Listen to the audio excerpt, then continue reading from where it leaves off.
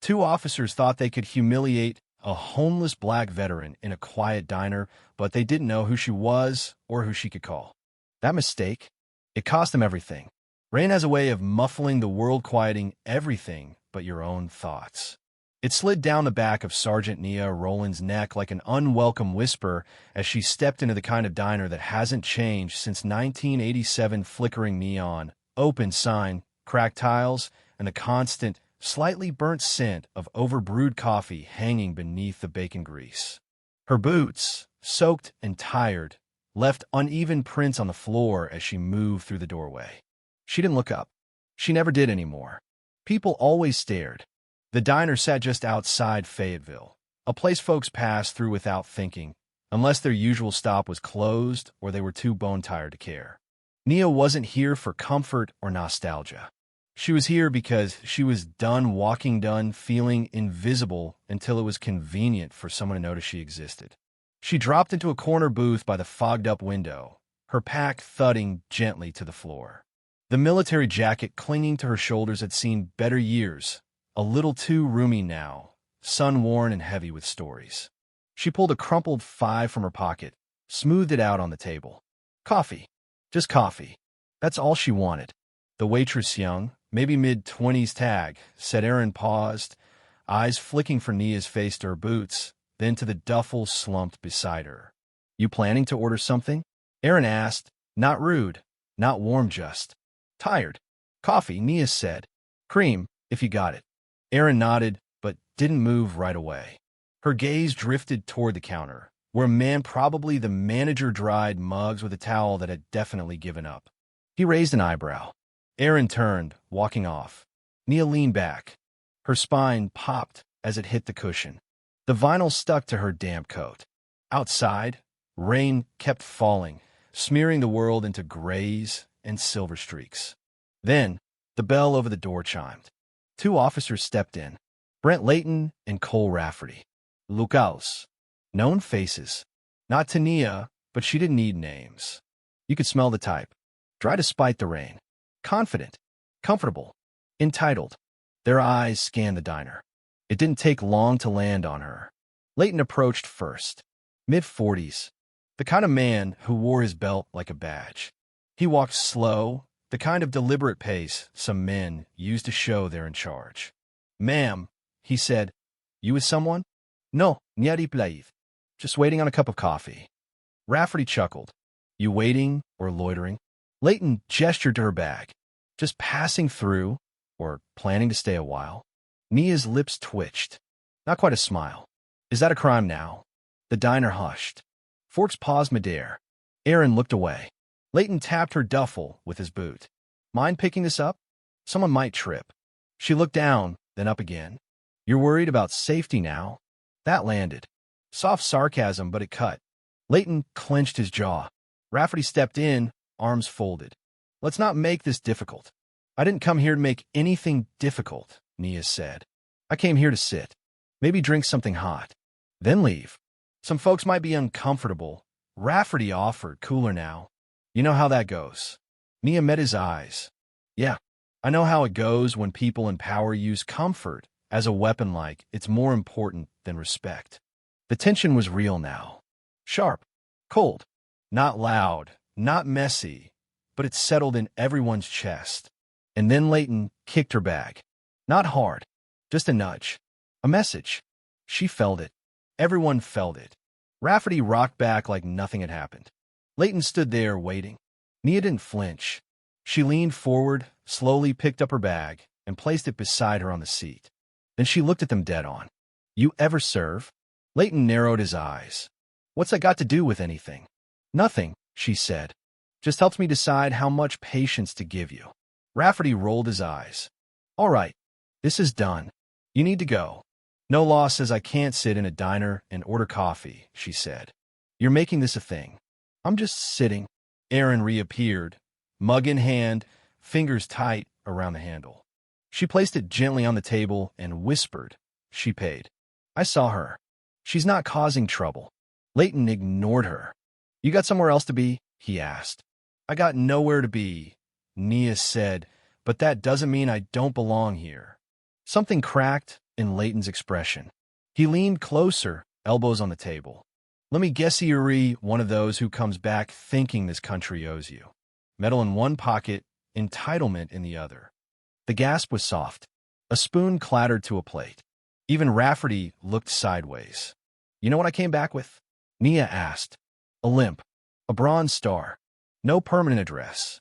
I didn't ask for handouts, I asked for peace. But peace doesn't come easy when people like you mistake quiet for weakness. Leighton smiled thin and tight.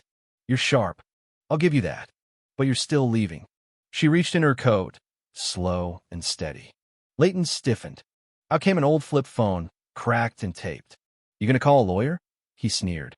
No, she said. Just an old friend. The diner froze. Breathing stopped. She dialed. Cam, she said into the phone. Yeah, it's me. Bailey's Diner. 2 units here. Badge numbers. Hold on. She looked up. You want to make this official, or should I guess? Leighton opened his mouth, but nothing came out. Cam, she continued, I don't know what kind of favors you still owe me, but I need one cashed in. Fast. She hung up. The room shifted. The air had changed. You know, she said calmly, not everybody with a rough jacket and a duffel bag is someone you can shove out the back door. She hadn't raised her voice once, but power doesn't always shout. Rafferty cleared his throat. Who exactly did you just call? You don't need to know that. Leighton leaned in. Look, lady, don't play games. She cut him off. From who? She asked. You said you got reports. From who? Silence. That's what I thought. You made a call before you walked in here. Saw me and assumed I was a threat because I'm tired, not wearing makeup, and don't smile on command. Leighton's voice dipped. Watch it. No, she said louder. You watch it. The man I called? I saved his life once. Ghazni Province. He works internal affairs in Raleigh now. Think he won't answer for me? She leaned forward. I've seen men like you talk tough overseas. But your real weapon is how people look away when you step out of line. Not today. The door buzzed. In walked a man in a gray suit, moving fast. He flashed a badge. You Leighton? He asked flatly. Leighton blinked. Who's asking? Detective Owen Price. Wake County Internal Affairs. I need you outside. Now. Everything froze. This a joke? Leighton asked. Do I look like I'm laughing? Rafferty's voice cracked. How'd you get here so fast? I was already in town. Got a call from someone I trust. Leighton didn't move. That wasn't a suggestion, Price added. They walked out. Past Nia. Eyes forward. No more swagger. Price followed. Inside, Aaron leaned over. Are you okay? Nia nodded. Just tired. Want me to warm that coffee? Yeah, sure. Outside, the rain hadn't stopped, but the pressure had. From the window, Nia watched as Price spoke quietly to the officers. The tone was clear. You know how this works, he said. You've been flagged. Twice. Excessive force. Inappropriate conduct. They didn't stick, Leighton muttered. No, Price said, because your captain buried them. He turned to Rafferty. You were there. You stayed quiet. That makes you part of it. Later, Price walked back in, water dripping from his coat. They're off duty, he told Nia. Captain Russo's on the way. Your call set everything in motion. Should have happened years ago, she said. I know, but better now than never. What happens next? Internal hearings. Maybe forced retirement. Depends what else we find. Don't let it get buried, she said. I won't. It didn't. That same day, Price requested every file with Leighton or Rafferty's name on it. There weren't just a few. There were 12. Some closed without follow-up. One marked, resolved no action. One still pending. No interview. No photo. Just a captain's signature. By the next week, it was on the news. Not the top story, but it was there. 2 officers under review. Complaints reopened. Accusations of harassment against the homeless. People noticed. The diner owner, a Marine vet, released a shaky statement. Calls poured in. Aaron called Nia days later. I should have said something. I'm sorry. You did more than most, Nia told her. You brought the coffee. But didn't stop there. Leighton tried to quietly negotiate early retirement. Rumor had it no pension. At a town meeting, a woman stood up Lorraine Pierce. She told her story. Her son, 16, slammed against a cruiser. No report filed. It was my word against his. But now I know I wasn't the only one. Nia didn't go to that meeting. She didn't need to. Instead, she was out serving meals beside a man named Curtis who used to run an auto shop. "You really got those two canned?" he asked. "They did it to themselves," she said. I just pulled the curtain. When Price called later that week, he told her the final word. "They're out. Russo too. Reassigned. You want a commendation?" "No," she said. "They don't get to celebrate me. What do you want?" "For someone to listen." Next time, at the diner, Aaron placed a new sticker on the glass. Veterans welcome. No questions. Nia left Fayetteville, went to Greensboro, volunteered at a shelter, folded laundry, cooked soup, talked to people who'd seen too much and stayed quiet too long.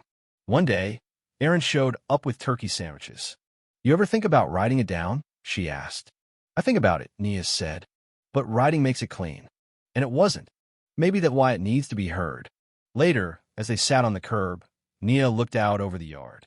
"You know what I learned that day?" she said. "Respect isn't about uniforms. It's about character." Aaron nodded. "That little gut feeling you had was your conscience. That's what changes things. Not fear, not outrage. Just listening to that voice that says, this isn't right." "I didn't ignore it this time," Aaron said. "Thanks to you." "Next time someone judges someone like you," Aaron asked, "what should I do?" Nia smiled. "Ask yourself what would it cost you to show respect instead." That night, back in her cot, Nia sat beside her little flip phone. It hadn't rung in days. That was okay. No one was asking her to leave. She was just there, and maybe that's what justice really is. Now what do you think? Was justice served her just delayed? Was silence finally broken or only paused? Let us know. The truth only matters if people are willing to talk about it.